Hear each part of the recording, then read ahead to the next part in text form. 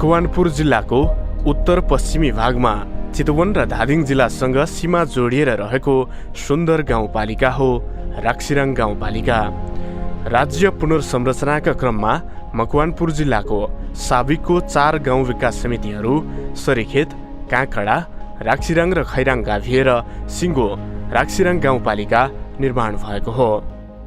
यस गाउँपालिकामा अल्पसंख्यक सीमान्तकृत आदिवासी जनजाति चेपाङ समुदायको बाक्लो बसोबास रहेको छ। यही कारण गाउँपालिकाको नामाकरण समेत चेपाङ जातिकै मौलिक भाषा झल्कने गरी गरिएको छ।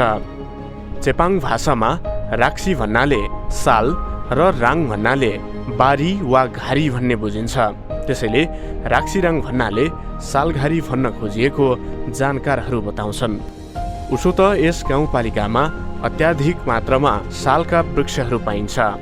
यहाँका तल्लो समथर भूभागदेखि माथिल्लो उच्च पहाडी भूभागसम्म अग्ला सुरिला सालका वृक्षले भरिपूर्ण हरिया जङ्गलहरू प्रशस्तै भेटिन्छ।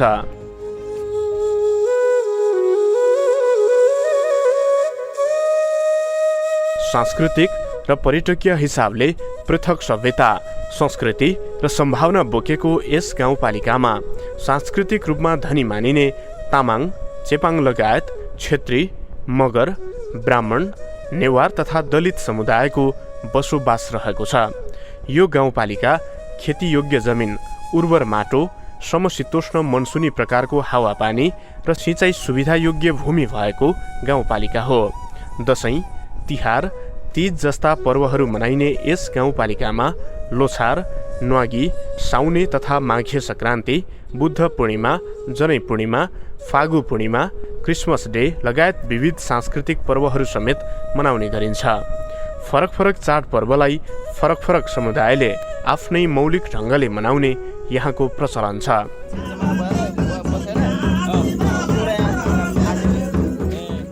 विशेष रूपमा चेपाङ समुदायले मनाउने मौलिक पर्व न्वागी अर्थात् चोनाम र तामाङ समुदायले मनाउने सोनाम लोछार पर्व यस गाउँपालिकाको महत्त्वपूर्ण लोकप्रिय सांस्कृतिक चाडपर्व हुन्। प्रकृति पूजकका रूपमा चिनिने चेपाङ समुदायको बाक्लो बसोबास रहेको क्षेत्रमा न्वागी पर्व मनाउने चलन रहेको छ।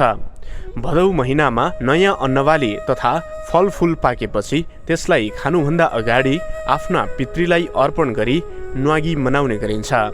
न्वागीमा चेपाङ जातिको झाँक्री, पाण्डे अथवा पाण्डे घर घरमा बोलाई रातभर एक पाखे ढ्याङ्ग्रो ठोकेर पितृ पूजा गर्ने र कुखुराको बलि समेत चढाउने गरिन्छ।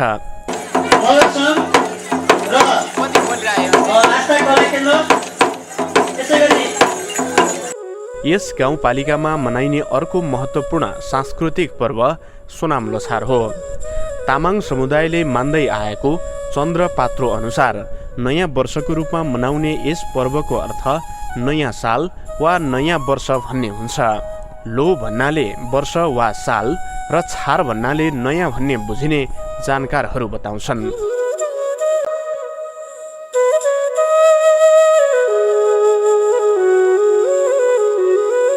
यसबाहेक मारुनी नाच यस गाउँपालिकाको पहिचान हो।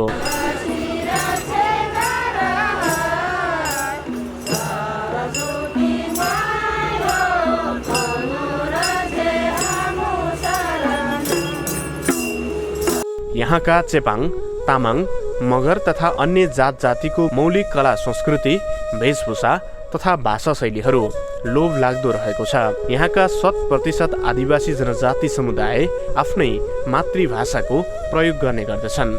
यहाँका विभिन्न जात जातिका परम्परागत जीवनशैली, कलात्मक पुराना घरहरू तथा भौतिक संरचनाहरूले जो कसैको मन लोभ्याउँछ। त्यस्तै विभिन्न जात जातिका परम्परागत संस्कृति र मौलिक पहिचान यस गाउँपालिकामा प्रशस्तै भेटिन्छ। मकवानपुर जिल्लाको राक्सिराङ गाउँपालिकाको चेपाङ र तमाङको बाहुल्यता रहेको गाउँपालिकाभित्र चाहिँ विभिन्न संस्कृति र प्रकृति को विशेषता छ। संस्कृतिमा हाम्रो चाहिँ विभिन्न न्वागी पर्वहरू हुन्छ। चेपाङको न्वागी हुन्छ भनेदेखि तामाङको लोसार, हिन्दू धर्महरूको पनि विभिन्न कुलायन पूजाहरू चाडबाड दसैँ तिहारहरू तीजहरू यस्तो हुन्छ। यो बहुभाषिक बहुधार्मिक रूपले राक्सिराङ गाउँपालिका चाहिँ रूपमा रहेको छ। यिनीहरूको संरक्षण गर्नु सम्वर्धन गर्नु हामी एउटा स्थानीय सरकारको नाताले नै हाम्रो कर्तव्य हुन्छ र यी लोप हुन लागेका चिजहरूलाई संस्कृतिहरूलाई बचाउने हो भने हाम्रो राक्सिराङ भोलि पर्यटनको लागि चाहिँ ठुलो सम्भावना हुन्छ र यो संस्कृतिलाई जोगाउनु नै हाम्रो अस्तित्व जोगिनु हो। र यहाँको चाहिँ घाटुको नाचहरू जस्तै मादलसिंहमा एउटा घाटुको नाच भन्ने हाम्रो पनि परम्परा छ। विभिन्न तमाङहरूको चाहिँ चाड पर्वहरूमा उनीहरूको जेठ पूर्णिहरूमा चाहिँ एउटा धन्य पूर्णिहरूमा चाहिँ विभिन्न जात्रा मात्र लाग्छन् र यीहरू संरक्षण गर्नु हाम्रो राक्सिराङ गाउँपालिकाको कर्तव्य हुन्छ र यसको लागि चाहिँ हामीले प्रवर्धन गर्न विशेष कार्यक्रमहरू आयोजना गर्दै हामीले तीहरूलाई चाहिँ सम्वर्धन गर्दै तिनीहरूलाई आर्थिक सहयोग दिएर हामीले चाहिँ अहिले त्यसलाई गर्ने हाम्रो पूर्व तयारी पनि छ। यस गाउँपालिकाको जीवनशैली आधुनिक सेवा सुविधा सहितको विलासी शहरी वातावरणभन्दा अलग किसिमको छ। यहाँका मानिसहरू अझै पनि पुराना काठ तथा ढुङ्गाबाट स्थानीय स्तरमै बनाइएका विभिन्न साधनहरू प्रयोग गर्ने गर्दछन्। मकै, कोदो तथा गहुँ पिस्ने पानी घट्ट, धान कुट्ने ढेकी, चिउरी पेल्ने कोल, मोही पार्ने ठेकी मदानी, बारी जोत्ने हलो जुवा आदि त्यसका उदाहरण हुन्। यहाँका तामाङ तथा चेपाङ समुदायले मानिस जन्मेदेखि मृत्युसम्मका सबै कर्महरू आफ्नै परम्परागत विधि अनुसार गर्ने गर्दछन्। यी समुदायमा मानिस जन्मेदेखि गरिने न्वारन, पास्नी, व्रतबन्ध तथा बिहेको आफ्नै विधि र प्रक्रिया छ।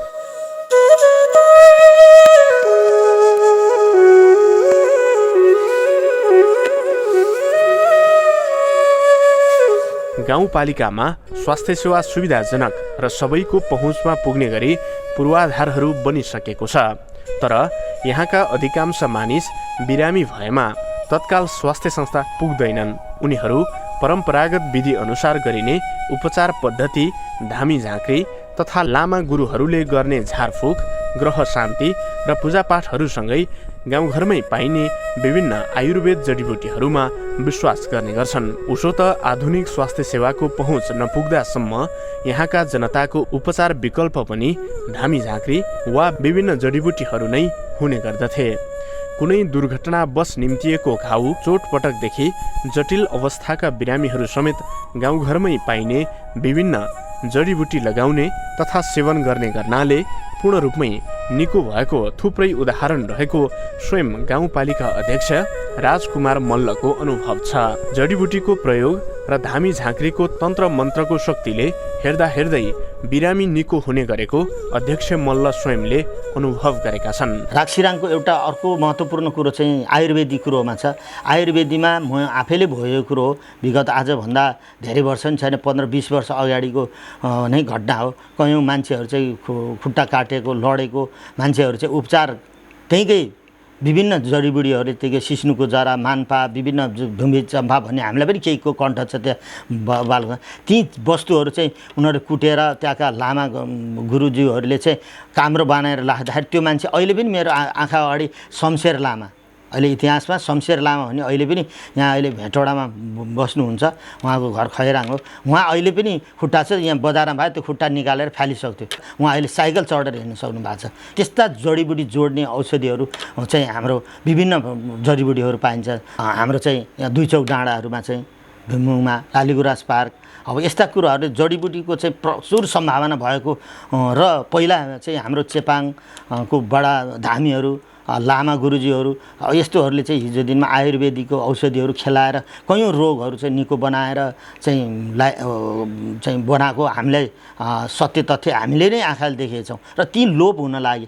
तीको संरक्षण गर्नलाई अहिले हामीले डिपिआर गरेर भीममुङमा चाहिँ एउटा जडीबुटी पार्क निर्माण गरेका छौँ र त्यहाँ आगामी वर्ष प्रदेश सरकारसँग नै हामीले माग गरेका छौँ र सङ्घीय सरकारसँग आएर त्योमा जडीबुटी पार्क, यहाँ पाइने जडीबुटी जति सबै भीममुङको एउटा पार्कमा चाहिँ हामीले रोपेर चाहिँ एउटा पर्यटन हेर्न पनि आउने र अर्को त्यसलाई चाहिँ एउटा प्रशोधन केन्द्र खोलेर चाहिँ हामी एउटा जडीबुटीमा पनि आत्मनिर्भर बन्ने र यहाँका चाहिँ लोप हुन लागेका जडीबुटीहरू जस्तै चेपाङ दाजुभाइहरूमा चाहिँ एउटा सपनामा हामीले अहिले किंवदन्ती जस्तै लाग्छ, तर अहिले ठिक भइरहेको अवस्था पनि छ। सपनामा उहाँहरूलाई यो जडीबुटी तैँले यो रोगलाई चाहिँ लगाएछ भने तेरो ठिक हुन्छ भन्ने कुरो उहाँहरूलाई सपनाले दिन्छ अरे। त्यो सपनामा दिएको चाहिँ कुरो चाहिँ विपना गएर उहाँहरूले त्यो जडीबुटी खोज्नुहुन्छ र त्यो जडीबुटी चाहिँ साँच्चीकै ल्याएर हुँदा उपचार ठिक हुन्छ। अस्पतालले नसकेका कुरा पनि यहाँ ल्याएर चाहिँ जडीबुटीले गर्दा ठिक भयो र कयौँ मान्छेहरू बाँचेको हामीसँग यथार्थ उदाहरणहरू छन्। त्यसले गर्दा जडीबुटीको लागि पनि यो राक्सिराङ गाउँपालिका प्रबल सम्भावना छ र त्यसको समुचित विकास गर्नु आज राक्सिराङको आवश्यकता हो र त्यसलाई हामीले चाहिँ अब कार्यक्रममा समावेश गरेर लाने कुराहरू चाहिँ हामीले अगाडि बढाएका छौँ। यो गाउँपालिका ग्रामीण र व्यावसायिक पर्यटनका दृष्टिकोणले अथाह सम्भावना बोकेको गाउँपालिका हो।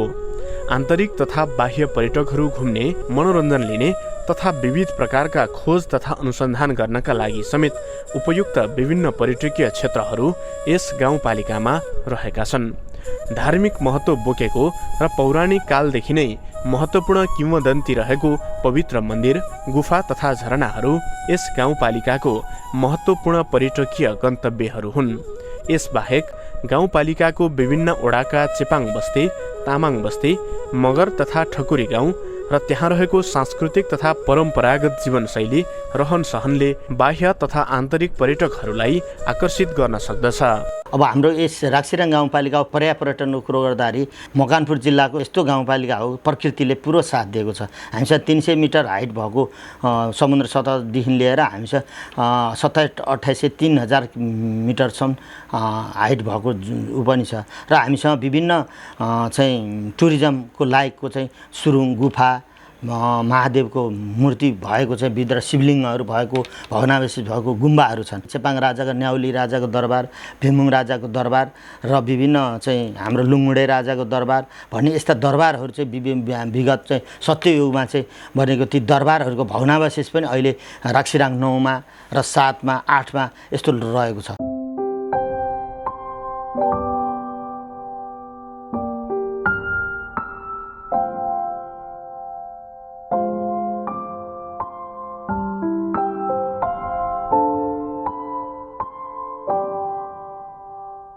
गाउँपालिकाको वडा नम्बर 1 मा रहेको लालीगुराँस पार्क पर्यटकहरूको रोजाइमा पर्ने पर्यटकीय स्थल हो।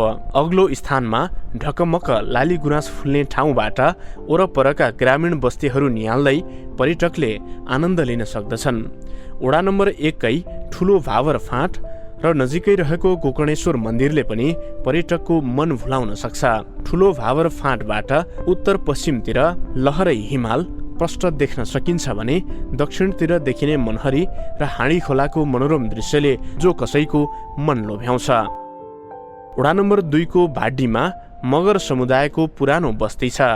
विकास र परिवर्तनसँगै पहिचान झल्कने घरहरू आधुनिक घरमा परिवर्तन भए पनि यहाँका मगर समुदायले आफ्नो कला संस्कृति बिर्सिएका छैनन्। यहाँ मगर होमस्टे निर्माण गरी पर्यटकलाई मौलिक परिकारहरूको स्वाद चखाउन सकिन्छ।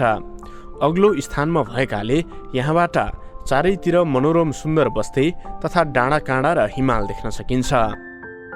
वडा नम्बर 3 को जलपरी झरना तथा चमेरो गुफा गाउँपालिकाकै लोकप्रिय पर्यटकीय स्थलको रूपमा स्थापित भइसकेको छ। पौराणिक कथासँग जोडिएको यो स्थानमा अहिले दैनिक दर्जनौं आन्तरिक पर्यटकहरू पुग्ने गरेका छन्। अग्लो पहराबाट छङछङ झरिरहेको मनोमोहक झरनामा नुहाउन र तस्बिर खिचाउन जो कसैलाई रहर लाग्छ। झरनासँगै जोडिएको चमेरो गुफा प्रकृतिको अर्को उपहार हो। भित्तामा रहेको सानो सुरुङमा निहुरिँदै प्रवेश गरेपछि भित्र मानिस सहजै हिँडडुल गर्न सक्ने फराकिलो गुफा छ। यो गुफामा लोपोन्मुख चमेरो पनि प्रशस्तै पाइन्छ। प्रापूर्व कालमा यो स्थानमा परीहरू नुहाउने रमाउने गरेको गाउँलेहरूले देख्दथे। त्यसैले यो ठाउँको नाम जलपरी राखिएको जानकारहरू बताउँछन्। यहाँबाट उत्पत्ति भएका परीहरू नजिकै रहेको गाउँमा गाउँलेहरूसँग धान रोप्न समेत जान्थे भन्ने कथन छ। यसबाहेक बर्याङकाली मन्दिर, सरिखेत पलासेका फाँटहरू, विभिन्न चेपाङ तथा तामाङ बस्तीहरूले पर्यटकलाई आकर्षित गर्न सक्ने सम्भावना देखिन्छ। वडा नम्बर 4 मा धार्मिक पर्यटनको प्रचुर सम्भावना छ। पञ्जनीमा रहेको महादेव गुफाको मूर्तिबाट एकादशीका दिन पानी चुहिने स्थानीयहरू बताउँछन्। छोरो नभएकाहरू घोरकोटेमा रहेको महादेवको मन्दिरमा दर्शन गर्न जाने गर्दछन्। यसै ओडाका बुढा महादेव लगायत विभिन्न साना ठुला मन्दिरहरूले धार्मिक महत्त्व बोकेका छन्। यसर्थ यी मन्दिरहरूको दर्शन गर्न र अग्ला पहाडको चुचुरोमा पुगेर मौलिक संस्कृति सहितको स्थानीय परिकारहरूको स्वाद लिन वडा नम्बर 4 उत्कृष्ट गन्तव्य हो।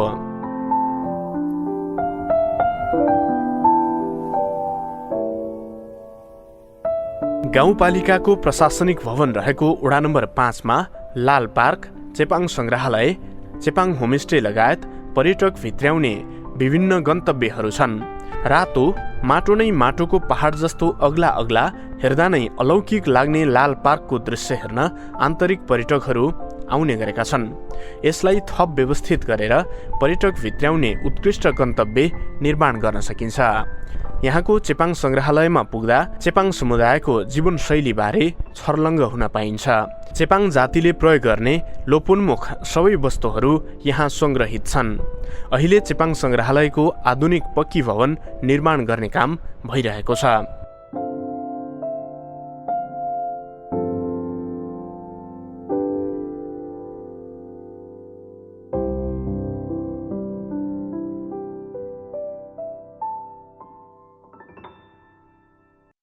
वडा नम्बर 6 चितवन जिल्लासँग सीमा गाँसिएको र महाभारत पर्वतको सुन्दरताले भरिएको मनोरम भूमि हो।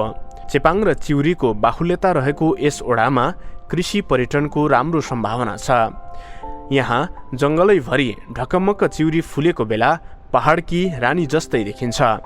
यस ओडामा पनि केही साना ठुला गुफा, मठ मन्दिर तथा गुम्बाहरू छन् जुन ग्रामीण पर्यटनको गन्तव्यका रूपमा विकास गरेर लैजान सकिन्छ। यस ओडाको शिलाधुनीबाट प्याराग्लाइडिङ, रेवती ताललाई मानव निर्मित तालको रूपमा विकास लगायत पर्यटकीय आकर्षणको थुप्रै कामहरू गर्न सक्ने सम्भावना रहेको छ। वडा नम्बर 7 अन्य ओडाहरूको तुलनामा विकट भइकन पनि मौलिक कला संस्कृति तथा सभ्यताले भरिपूर्ण ओडा हो। यस ओडामा रहेको चेपाङ समुदायले पूजापाठ गर्ने, पुराना पौराणिक मन्दिरलाई संरक्षण गरी थप विकास र प्रचार गर्न सके दर्शन गर्नका लागि पर्यटकहरू आउने सम्भावना छ। यहाँको लाङ्का डाँडामा भगवानको आकृतिका थुप्रै पत्थरहरू पाइने स्थानीयहरू बताउँछन्।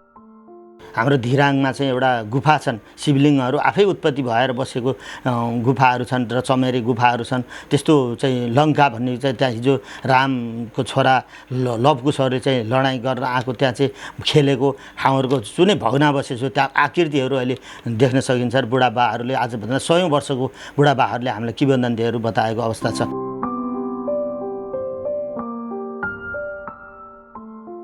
वडा नम्बर 8 ग्रामीण पर्यटन र पदयात्राको लागि उपयुक्त स्थान हो।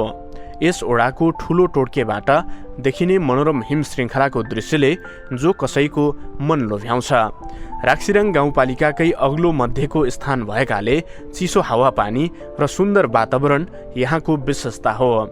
पहाडैभरि ढकमक्क फुल्ने लालीगुराँस, ठाउँ ठाउँमा भेटिने मौलिकता झल्कने मानिसका घरहरू र तामाङ तथा चेपाङ जातिको मौलिक कला संस्कृतिले घुम्न पुग्ने जो कसैलाई आनन्द दिन्छ। यस ओडाको तल्लो क्षेत्रमा रहेको चेपाङ झरना पछिल्लो समय आन्तरिक पर्यटकका लागि उत्कृष्ट गन्तव्य बन्दै गएको छ। चैत्र वैशाखको सुक्खा याममा पनि पात नझर्ने र हरियो रहने चिउरीका कारण यहाँका वन जङ्गल रसिलो देखिन्छ।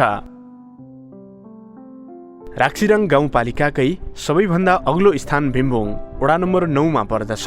ढकमक्क लाली गुराँसले ढाकिरहने यो क्षेत्र सुन्दर पर्यटकीय स्थल हो। हाल यो क्षेत्रमा मानिसको बस्ती नभए पनि यस आसपासका क्षेत्रलाई तामाङ समुदाय पहिलो पटक बसेको बस्ती मानिन्छ। भिमबोङको डाँडाबाट चाहिँ उत्तर फर्किँदाखेरि हिमालको दृश्य एउटा रमाइलो देखिन्छ भने दक्षिणपट्टि हेर्दा चाहिँ भारतको बिहार रक्सोल देखिने दृश्यहरू देखिन्छ। यस्तो एकै ठाउँबाट चाहिँ चारैतिर देखिने ठाउँ र एउटा चिसो मनोरमको दृश्य, गुराँसहरूको गुराँस, लाली गुराँस पार्क, काफल र अनि गैँसेलुको चाहिँ बगैँचा भएको एरिया, जडीबुडी पार्कहरू पनि छन्। जस्तै भिमुङमा जस्तै तमाङको चाहिँ हामीले होमस्टे सञ्चालन गर्नुलाई सङ्ग्रहालय सहित चाहिँ त्यहाँ एउटा चाहिँ जडीबुडी पार्कको चाहिँ निर्माण भएको छ। अहिले त्यहाँ चाहिँ जडीबुडीहरू चाहिँ विभिन्न लोप हुन लागेका जडीबुडीहरू पनि त्यहाँ पाइन्छ। फागु पूर्णिमामा ठुलो जात्रा लाग्ने भिमुङमा टाढा टाढाबाट पदयात्रा गर्दै आन्तरिक पर्यटकहरू पुग्ने गरेका छन्।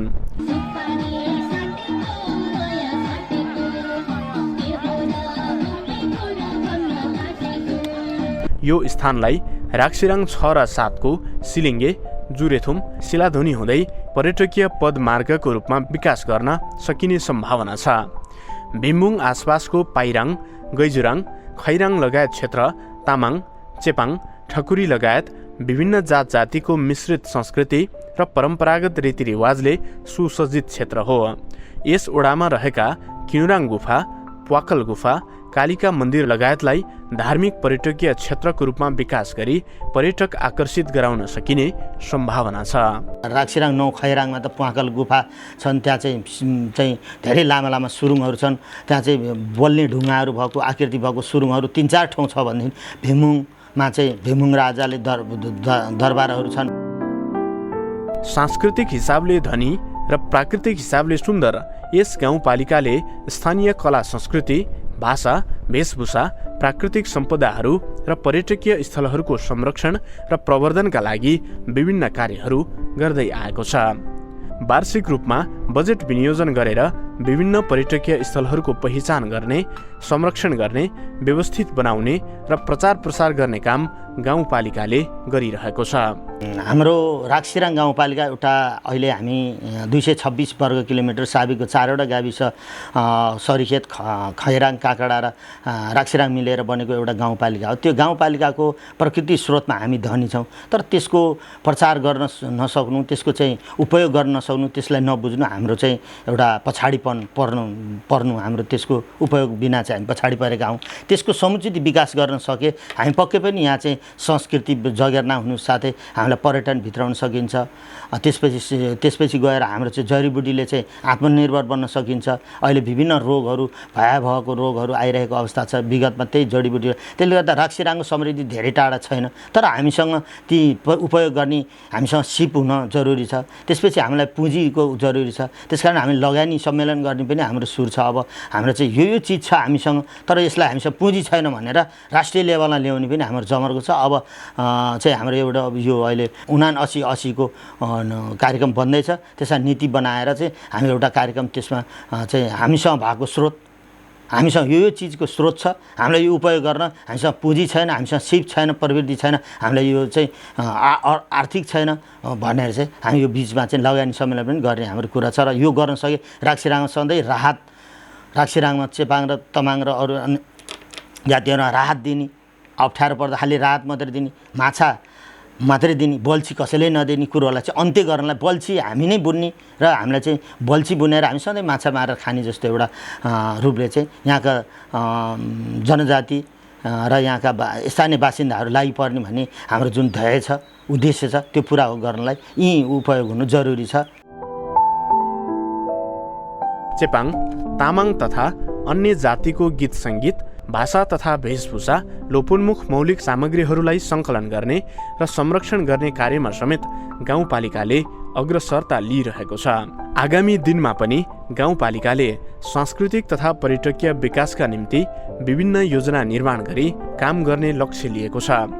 सांस्कृतिक तथा पर्यटकीय दृष्टिले यति धनी रहेकाले विभिन्न कार्यक्रम तयार गरी आन्तरिक तथा बाह्य पर्यटकहरूलाई गाउँपालिका आउने वातावरण बनाउन सकिन्छ। यसबाट गाउँपालिकाको आन्तरिक आम्दानी बढ्नुका साथै स्थानीय समुदायको आय आर्जनमा समेत वृद्धि हुने सम्भावना देखिन्छ।